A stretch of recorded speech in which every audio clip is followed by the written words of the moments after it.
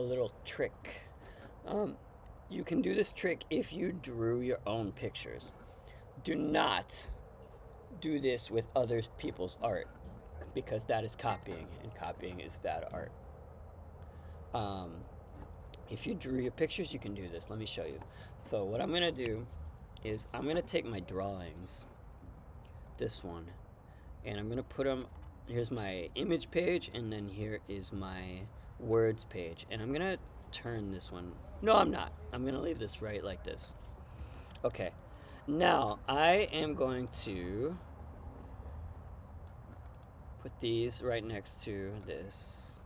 So I've got my inspiration, the beginning of my art, and my colors are all right here. They're in nice organization. And then I am going to lock. Actually, let me zoom in real quick. I'm gonna click on these. This one, I'm gonna go to transparency panel. This one. If you don't see this, you can go to window, transparency. Okay, and then I am going to turn the transparency of this down to like 50%.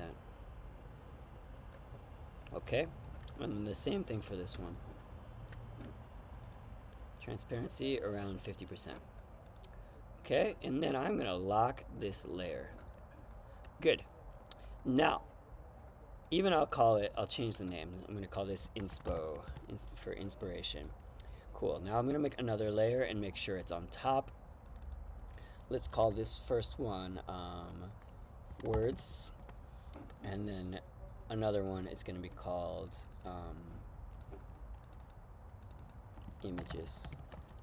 Okay, so what I can do, I'm gonna go into my words layer, and I can draw over this. So I can sort of like use my drawing to be a guide for my art. That is a good way.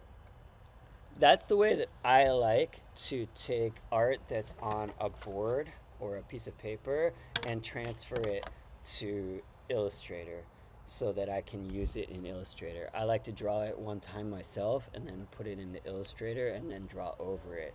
So it's my art because I drew it the first time, and it's my art because I did it the second time too. So that is a cool trick that can help you get started making your art in Illustrator. So just for me personally, what I'm gonna do is I'm gonna make a new brush again. Get rid of this.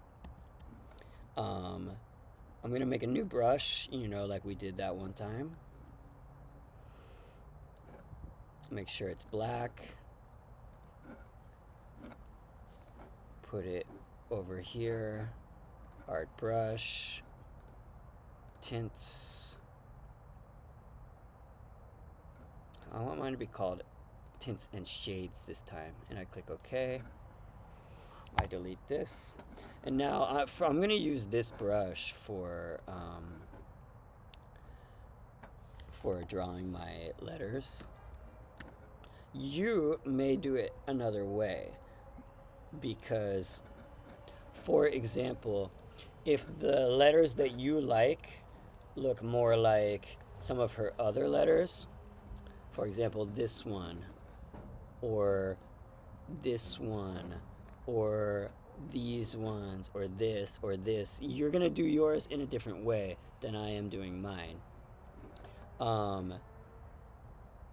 What we want to do is use the tools that we already learned to make your own art in the style of hers. So, I'm going to make mine, and then I'm going to show you. But I want you, if you need different tools, to go back and look at the other lessons that we did and think, which of these tools is like the one that I need right now, and then use that tool.